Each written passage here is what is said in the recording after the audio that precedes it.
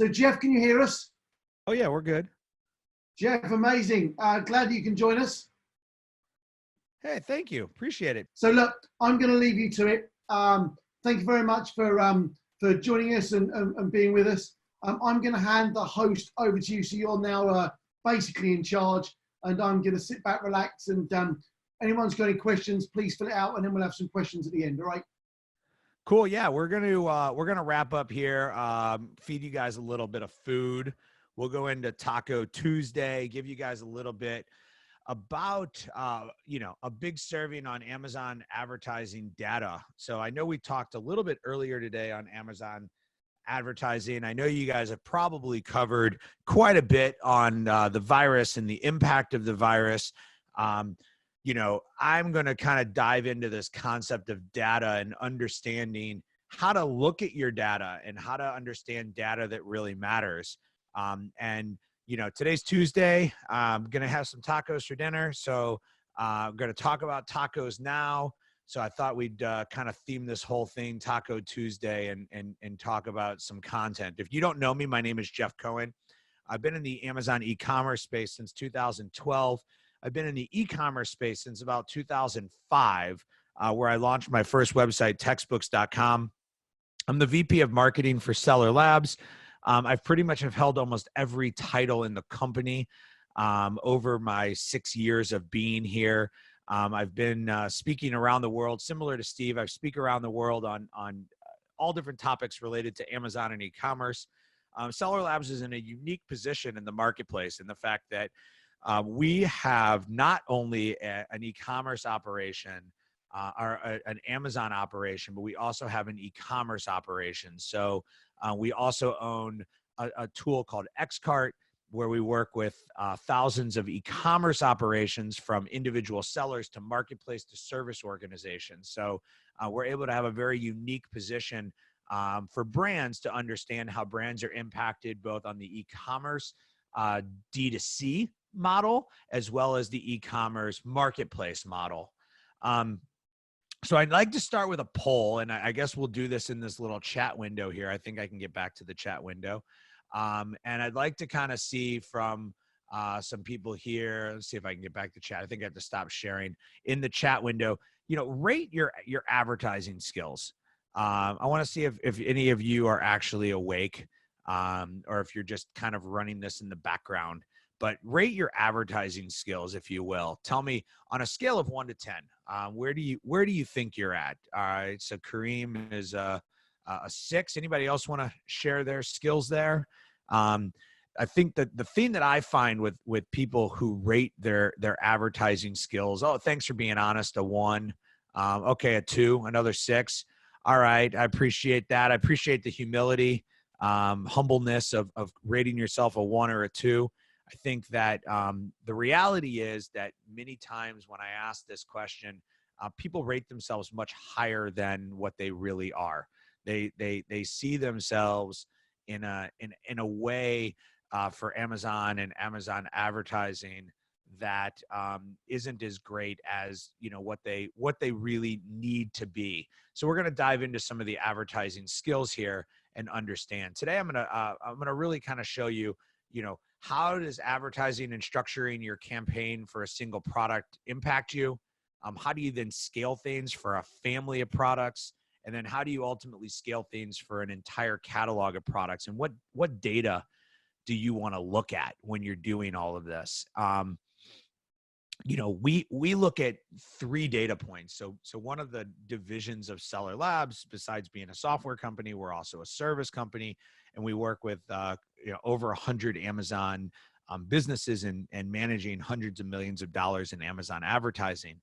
And when we are doing that with our clients, we really look at 3 numbers, and these numbers all impact one another in different ways. So you may be familiar with ACost, which is your advertising cost of sale. You may be familiar with tacos, what we call today, Taco Tuesday, right? So your total advertising cost of sale. And then the third one is your ROAS, or your return on ad spend. And many times when we're looking at these different data points, there are different ways for us to kind of analyze what is happening within an ad campaign, and what type of impact is that ad campaign having, and how is it impacting our overall sales. So before we get into kind of campaign structures, we have to all be on the same page when it comes to terminology and what does it mean and how do we use it. So our advertising cost of sales is a pretty simple calculation. So we're looking at total ad spend divided by attributable sales. And what's interesting to point out about advertising cost of sale is that it's typically a one-to-one relationship. So I spent $1 on ads, and how many sales are attributed to the dollars on ads that I created. So I'm looking at the one-to-one relationship of dollars spent to sales generated from ads. And when we're looking at the A cost of a product, the problem is that it's not the true impact of advertising. And a lot of people say, and I'm sure this question will come up at the end of like, how much should my A cost be? And here's a couple of examples where my spend is the same, $100 a month, my sales differ, and my A cost is changing, just to show you kind of how that works. But the challenge is that it's only one piece of the equation. And so while it's a good number, and while it's a number that's accounting for my ad sales, it's an ad centric number. And so it's not necessarily accounting for everything that I want to be accounting for over time. And so the key is that when people come to us and they ask us specifically to run their ads based on an A cost or to lower their A cost, there's some unintended consequences that occur in the rest of their business. And so that's why, we do believe A cost is important. And so if you're using a tool like Ignite or other tools in the marketplace, you have the ability to set your A cost. And by setting your A cost, you can start to get recommendations and suggestions. But I want to point out that A cost and tacos are different. And we're going to get into that here in a second. But when you're looking at A cost, it's allowing you to make mathematical equations, mathematical decisions about your your ads. And so what I like to say is data doesn't lie. Data isn't emotional. And as advertisers and as people who want to be successful in advertising, it's critical that we are looking at data to be making our decisions. And so when I have an ACOS and a target ACOS, it's almost it's almost second nature for me to say, okay, if it's too high, lower my bid. But there's some other things that begin to happen on Amazon advertising when we lower our bid. When we lower our bid, we lower potentially our impressions. When we lower our impressions, we lower our click to conversion ratio. Sometimes to raise our ACOS, to lower our ACOS, to make our ACOS better, we actually want to raise our bid.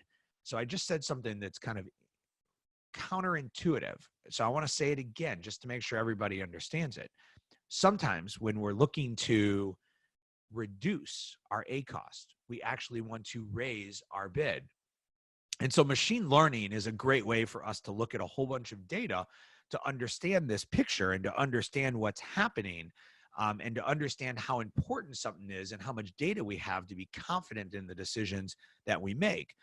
If we don't have machine learning, we're looking at a set of data in a period of time to help us make that decision, but that data could change over time, right? My conversion rate can change, or my CTR can change, or any of the other factors that come into ACOS. So ACOS, again, it's an ad-centric number. It's a great number for us to be following. It's become kind of a standard bearer in the space as an opportunity for us to understand how our ads are performing in a one-to-one ratio between the ad spend and the revenue generated from ads. Now, we also want to look at the tacos. And so the beauty of tacos is that this starts to let us look across campaigns or across groups. It allows us to have some visibility into what else is going on. And so when we advertise, part of advertising is taking people through an advertising funnel where you're creating awareness, you're creating consideration, and then you're creating an acquisition. And so different people are in different phases of that funnel. And so an ad sometimes has a one-to-one relationship, meaning that it's that one ad that drives that one sale. But there's also some additional things that are happening when that ad occurs. And so the other thing that's happening when that ad occurs is that you're driving more sales, which improves your BSR, your bestseller ranking. And as your BSR begins to improve, it actually raises you in search rank. And so there's more that's happening within your ads and within your listing because of the ads that you do. So the tacos, the total advertising cost of sales, gives us a look at the total revenue. So before I was looking at $100 spend and I was generating $1,000 in ad sales, but I actually have a total of $2,500. So instead of having my 10% A cost, I actually have a 4% taco. This allows us to get goal focused around our overall growth. I've even seen instances where my A cost goes up, but my tacos go down. And what it allows me to do is it allows me to include or exclude sales of other products. So I can look at complementary products and group them together and say, when somebody's coming here, is it generating more sales for everything else along the way? And so we want to be looking at the taco as a way to understand the total relevance that our ad is generating. Some people also refer to this as the halo effect. So what else is happening when I spend my money on ads? Now, the third number that we talked about is our ROAS, our return on ad spend. Think of this as like your ATM machine. Your ROAS is a return on ad spend. So for every dollar I put into the machine, right now I'm earning $5.37 back. And so ROAS is a calculation that allows you to look at the total value across the board of your advertising, and allows you to create this ratio of understanding dollar in, dollar back. And a lot of times, like at Seller Labs, when we're looking at advertising, I'm looking at, okay, for every dollar I spend, I want to earn $3. And so I know that if I can make $3 every time I spend a dollar, I just want to keep pumping dollars in. When I set my ratio, so some people say like, well, what's a good ROAS? Well, you want to understand what you want your ROAS to be, because as you start to spend more dollars, is your ROAS going up or is your ROAS going down? Because as you start to break down your campaigns into the different types of campaigns that you can have, you want to figure out where to put your dollars. And so when you look at like an auto campaign or a manual campaign or a product targeted campaign or a prime targeted campaign, right? Amazon's got a lot of different types of campaigns. The ROAS becomes your opportunity for you to see how one campaign is doing compared to another. And if you have one set of campaigns that is a ROAS of $1.50 and another one that's a ROAS of $3.50, where do you want to spend your money? You want to spend your money that when you put $1 in, you get $3.50 back. So you can look at the ROAS at the super high level across all of your campaigns, but then you can start to group some campaigns together to understand where you're getting a better investment for your dollar. So here's again, we're going to look at the ROAS in comparison to the A cost, and getting the sense of the one-to-one relationship. It's the return on the actual ad spend. So we're looking at the ads associated to the ad spend, and it gives you the ability to see how that investment is doing. So you can see that as my A cost is going down, my return on ad spend is going up, meaning I'm getting more dollars back for the dollars I'm investing.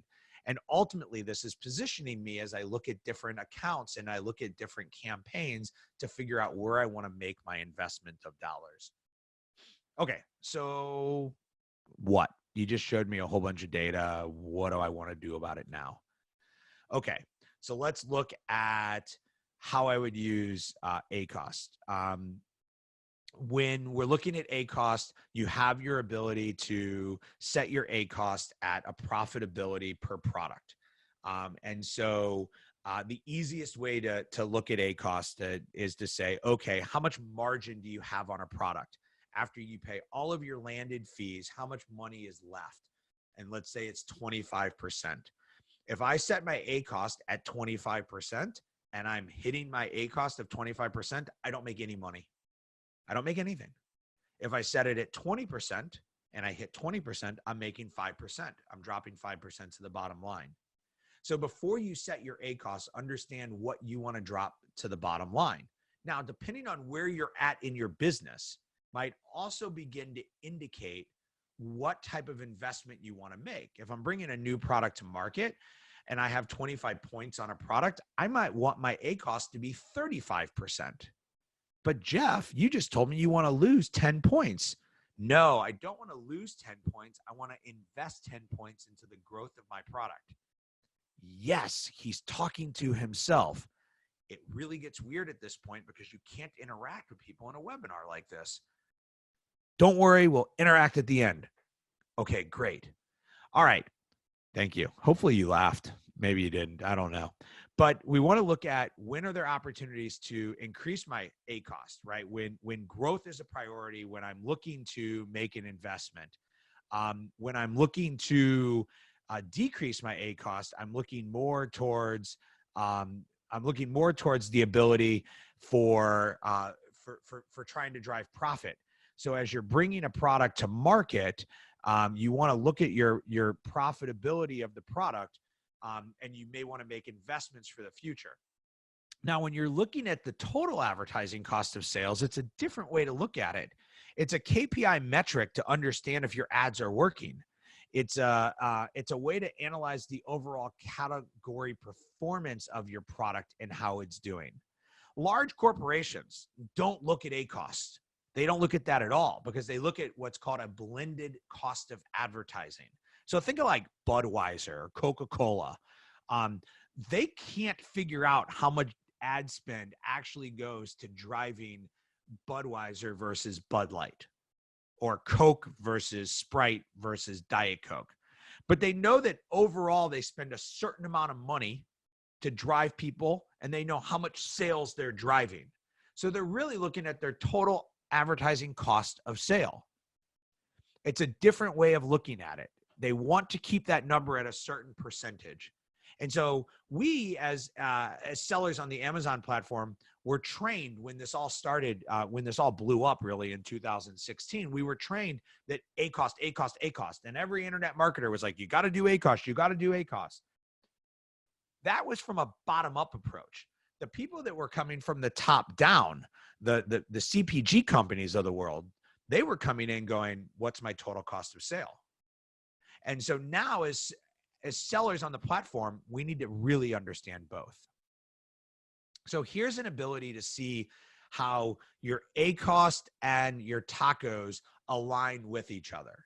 And you'll see that it's actually interesting because my tacos is my total advertising cost of sale.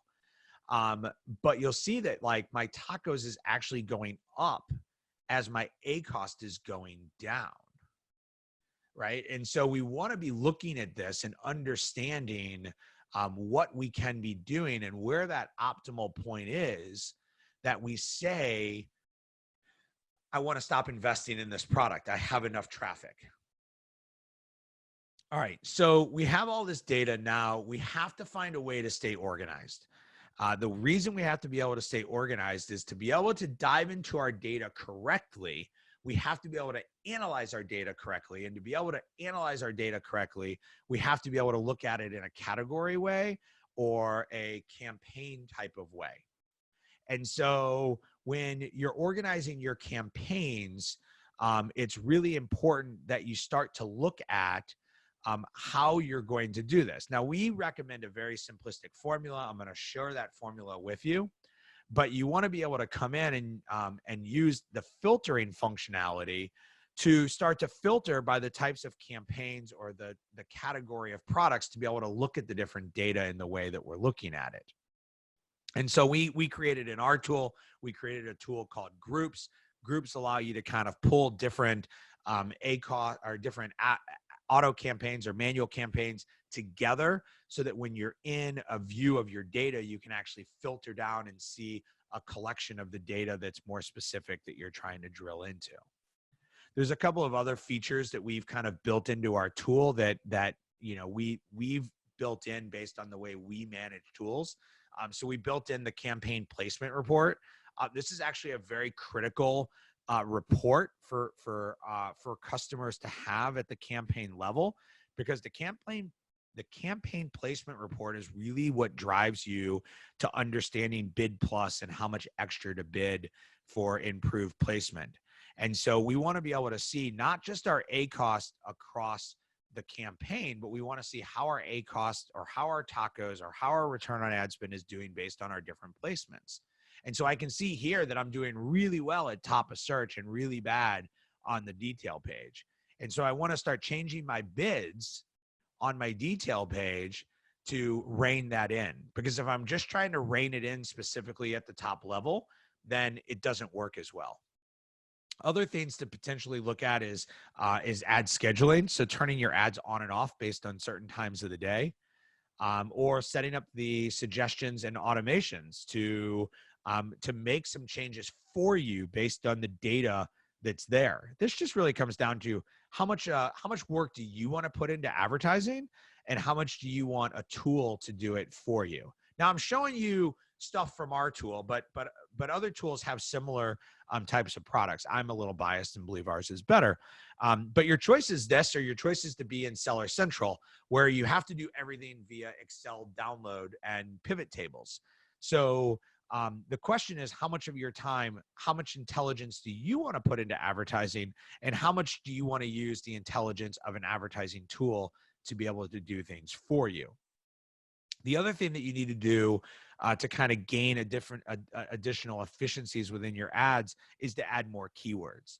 So how do you bring keywords in to add more keywords? Now, we believe that you should limit your ads to about 5 to 10 keywords per product. Don't do what's called keyword cannibalization. The Amazon system is actually a pretty intelligent system, so it's going to make lots of recommendations when you put things in broad. So don't be afraid to kind of let the system do some of the work. I know some people out there really push this idea that they want to have long tail keywords, but long tail keywords essentially eat up your ad spend and don't give you a true picture of what's happening. So let's talk about, like, we have our automation, we have our numbers, but now we need to know where to look. So what I'm showing you right now is a report out of Seller Central. It comes out of the parent by child ASIN report under business reports. And it gives you your session and your unit session or your conversion data. And a huge mistake that we see a lot of times with sellers and advertising is that they don't use the right data to take the right action. And so they start trying to pump advertising into a campaign that has a really poor conversion rate. So the column on the left, sessions, and the ones you see in green, they're ranked by session count, are showing you my high sessions, anything over 1,000. It's an arbitrary number that I picked. The second column, unit session percentage, is my conversion rate. Anything in green is showing you a conversion over 20%. Anything in red is showing you, I'm sorry, over 10%. Anything in red is showing you a conversion under 10%. And what's critical is that we're spending our time working on the right problem.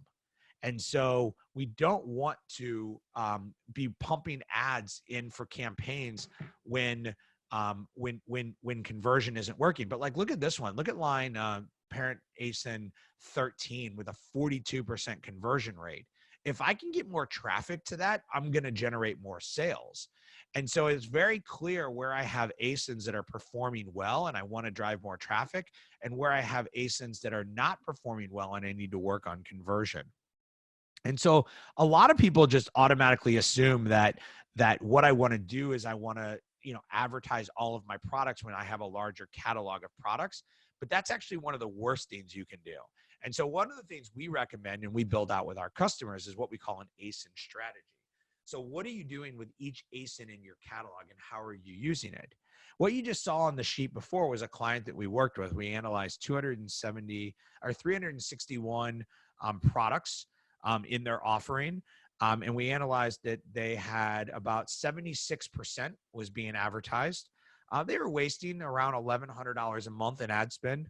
I say that's not bad, but also remember they were spending around $30,000 a month in advertising.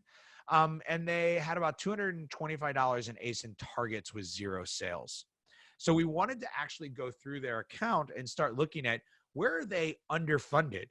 Where do they have campaigns that are doing well, but should be getting more ads? So now you look at this campaign and you see ACost and you're like, wait a minute, Jeff, you just told me, that these ACosts are really high.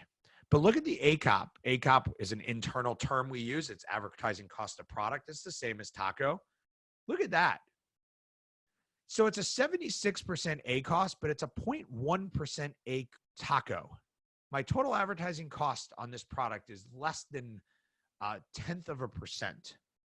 So I can actually advertise more on this product, or I can try to figure out why this product isn't selling through advertising. But you can see I've only spent $11 on this particular product. But the one on top, I've spent $246, and I've generated 39% ACost. But you'll see that I have half of the sales coming from other products. So what are those other products? And how do I define my keywords within my product to target those correctly?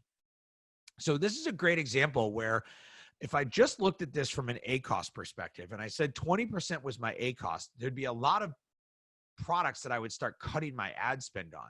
But when I look at the Taco for these particular products, I actually have room to potentially invest. So let's look at overfunded. These are ones that have a high ACost and a high Taco. Now, remember in this example, I'm using the term ACOP to represent Taco. So in these are the ones I'm way overspending.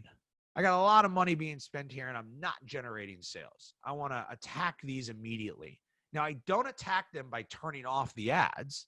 I attack them by looking at each one to determine what's my unit session percentage, what's my conversion rate on the page, what keywords can I dive into this and look at these keywords more to understand what's happening. Because if I can get my percentage of paid sales and paid traffic to change, I can improve this product dramatically. I also have missed opportunities. These are products that I'm not advertising. So why am I not advertising? Again, I want to go back and look at the conversion rate and determine which ones I should advertise and which ones I shouldn't. When we do all of this and we do all of this data, this is using it through the business reports and using macro sheets. You can also do it through the automated tools. We have a tool called Smart Filters.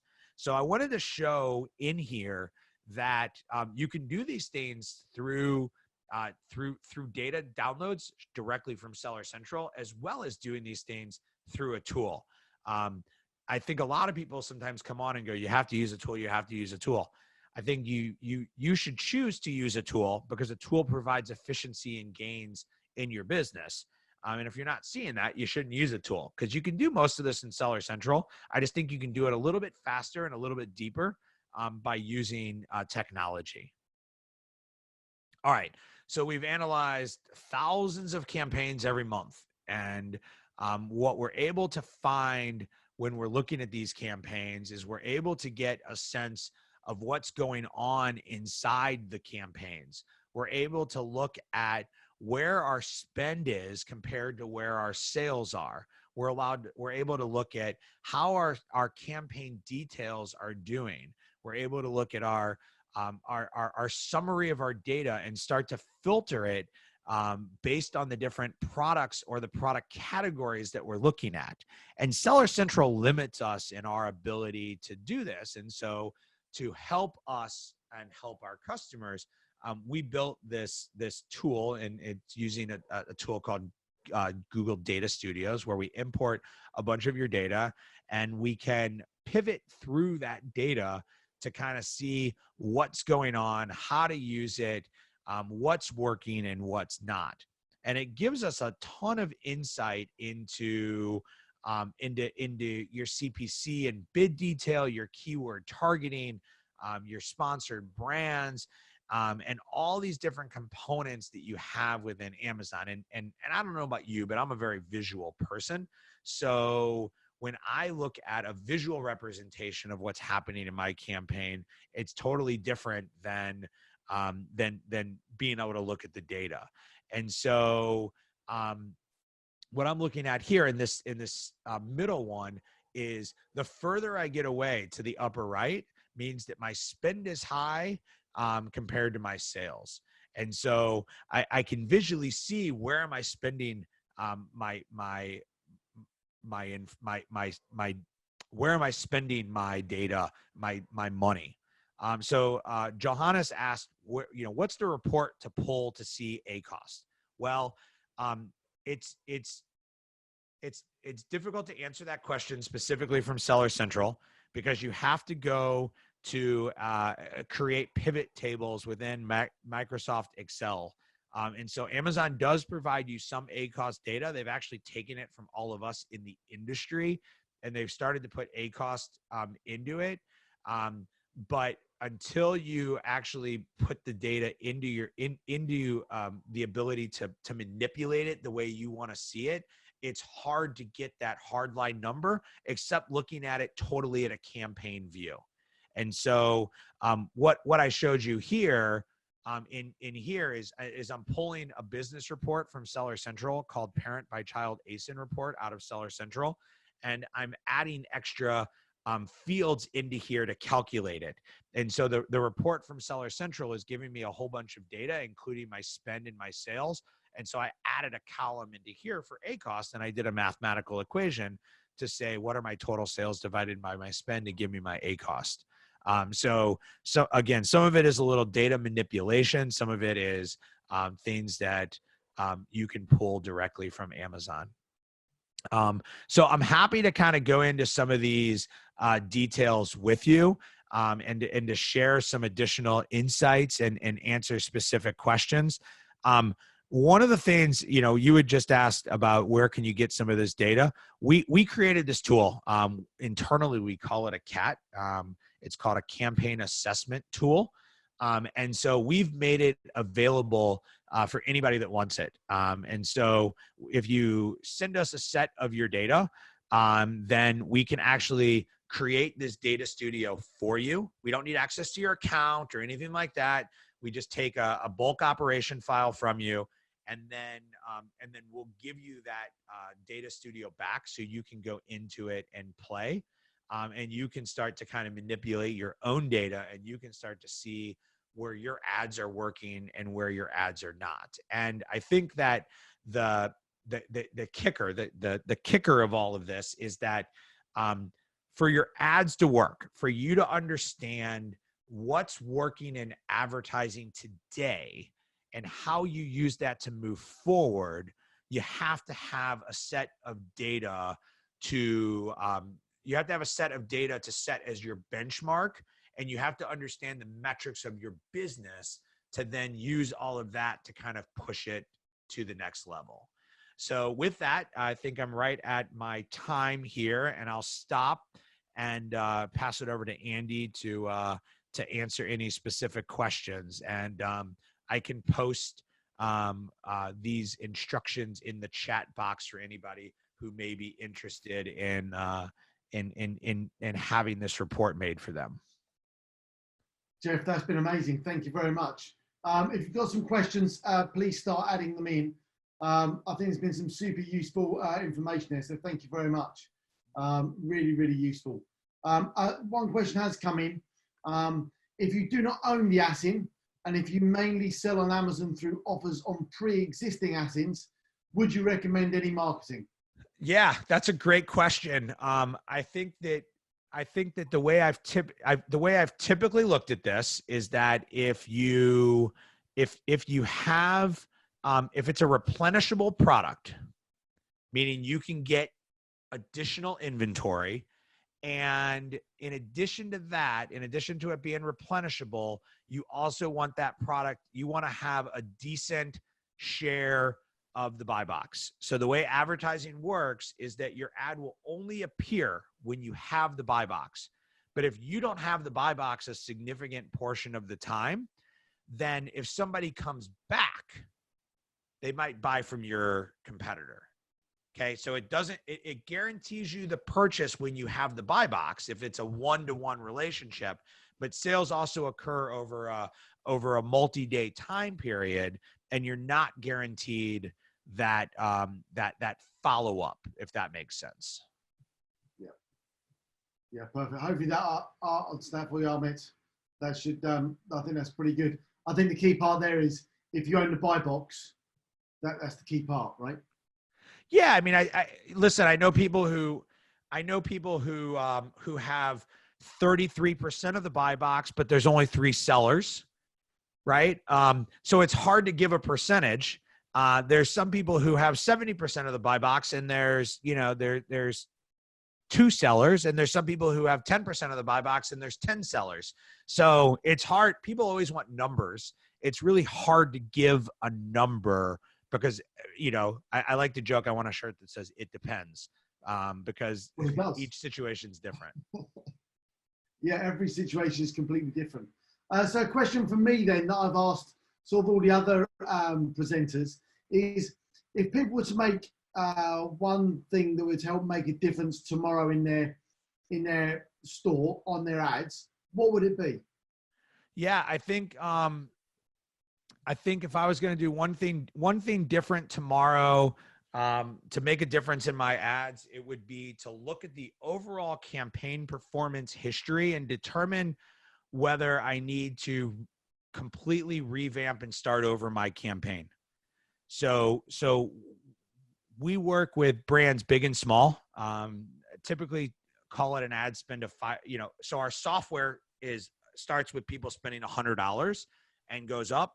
Our managed service starts with people maybe like $5,000 a month. When we are constructing campaigns for people, 90+% of the time, we are revamping their campaign from scratch because their original organization and structure was not very good. And so I think like there's a lot of people who have this general attitude that is, my campaigns are my life, and I don't want to give up my historical data. But if your data is crap, then Amazon is basing you off of the crap data that you have. And sometimes the best thing you can do to get a boost to your advertising is start a new campaign. So I did this once for a campaign, and it was a test. And it was a typical campaign, a whole bunch of, ASINs that weren't really, a whole bunch of keywords for an ASIN. And I said, okay, let's go look at the data. If you're not familiar with the idea of the 80-20 rule, I went to the, 80% of the sales come from 20% of the traffic. And I said, what's the keyword that's driving, 80% of the sales? And I found the one keyword, and I stopped everything. And I put one keyword in one manual exact match campaign. And I pumped all my money into that keyword. Remember, just doing it for one product. And the product took off. It took off. Because I wasn't spreading my I was giving fresh data to Amazon. You get a honeymoon period. I wasn't bogged down with historic data that was meaningless, and chomping at my budget. So there's ways to test this for yourself. There's ways to test this and not go all in and redo all of your campaigns. Do it for one product in one campaign and see what happens. Fantastic. Yeah, great answer.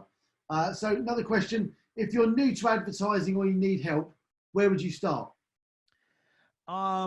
New to advertising. I'd say YouTube, I think, has a lot of great resources. We've created a general PPC course that kind of walks you through, some of the basics. It's kind of funny because like in 2016, every company out there was teaching you how to pick keywords and how to create campaigns. And it's like, we all expect that is something that's known by people today. And so we stopped talking about it, but it's like still the basics that, it's like, do you still remember the basics of algebra? Like you still need the refresher of the basics before you can build upon it. So I would start with understanding all the terminology. I would start with understanding the basic structure of a campaign. And I would start small and then experiment and grow big. Now, if you've got a big campaign and you're not trying to be new to advertising on Amazon, that's where you may want to look for somebody to come in and help you if you just don't have the expertise. Yeah, fantastic. And Jeff, if people want to hear more from you and get in contact with you, where's the best place to do that? I would say the best place to do that would be LinkedIn. That's probably the best place to find me. My kids think it's funny because if you Google Jeff Cohen Amazon, I show up. So I'm not hard to find. I often say that anyone that reaches out to me will get a response. It's not hard to figure out my email. My name is Jeff and I work at Seller Labs. But I don't draw the line. You've got to figure the rest of it out yourself. So yeah, I think email me, hit me up on LinkedIn, stop me. I know you were talking with Steve before I started. Stop me at a show, ask me. I think, this is an interesting thing. I know a lot of us were supposed to be at Prosper and this is an interesting, tidbit, which is that you would be surprised. And I think Steve would agree if he was still here, and a lot of the other speakers as well. You would be surprised at how many people don't stop speakers that they've seen before. You see somebody and you go, oh, that's Jeff. I saw him speak. I don't want to talk to him. I don't really know him. But if you come up and we're real people. So if you come up and you talk to us, like we would love to, talk about business, talk about Amazon. It's what we do all day long. So, don't be afraid to reach out and approach people. Yeah, fantastic. Okay, excellent. I can't see any more questions coming through, so I think that's sort of that's probably it for now. Jeff, I really appreciate you coming on. Thank you very much. As you say, there was many of us that were supposed to be at ASD and Prosper, and we weren't able to make that happen this year. So hopefully we'll make that in the summer when it's rescheduled for the end of August and September, and we can all meet up and do some high fives when we can actually touch each other and we can we're all safe to do so. Yeah, exactly that. I think the whole world's going to move to some kind of non-handshake. We'll see. Yeah, well, we'll see. Yeah. So look, thank you very much for your time. We really, really appreciate it.